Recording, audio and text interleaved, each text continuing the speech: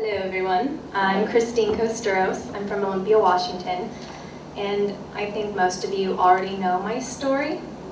However, Keith asked me to share, so I'm going to. So here's my story. I suffered from horrible gastrointestinal issues my entire life. I mean, I don't ever remember going to the bathroom on a regular basis. I was chronically constipated. But I didn't really know that because I had been to numerous doctors and they just told me, they never told me to change my diet. They told me to go take the fiber supplements, Citracel, Metamucil, things like that. Nothing worked. I had been an athlete my whole life. I thought I ate pretty healthy. I always exercised. I drank a lot of water. And that was my life. I was in so much pain. It's funny to think back because of how I feel now, about 8 years ago, and my whole life up until then, being in the pain that I was in. I mean, I remember being crunched down in a fetal position, crying because I was in so much pain because I was so constipated. And so, about 8 years ago, when I was in college, I went to WSU. I was driving on my way to the gym, and yep, what do you know? I got rear-ended by a fire truck. And it sounds way worse than it is, but of course the paramedics, they jumped out of the fire truck, and they were freaking out because a fire truck hit me. And they put me onto a stretcher, they put me into a neck brace, and of course I'm panicking, being all dramatic, and they rushed me to the emergency room, and they took x-rays of me from here to here. Okay.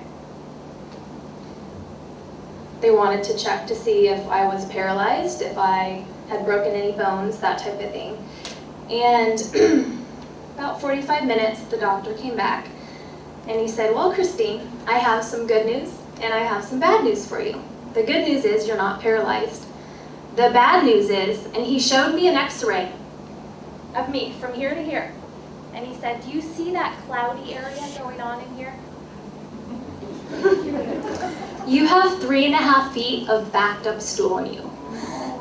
Yeah. And I was shocked. But no wonder I felt like crap every single day of my life. No wonder I had bad skin because I was incredibly toxic. And my grandmother-in-law, the one that Gwen was telling you about, she had been taking the grit, the dirt, for about 28 years. And she said, honey, you have got, she's from the South, honey, you have got to get on this Fiberblend. And I said, okay, anything. So, right away, within, I think it was like 10 days of taking it, literally I felt the best I had felt in years. And I lost 8.5 pounds. Now you have to know that I've always been this size. So it wasn't 8.5 pounds that you could notice, but trust me, I could feel the 8.5 pounds, and you know what that 8.5 pounds was. So jump to today. I mean, I truly believe that the AIM Herbal Fiberblend saved my life.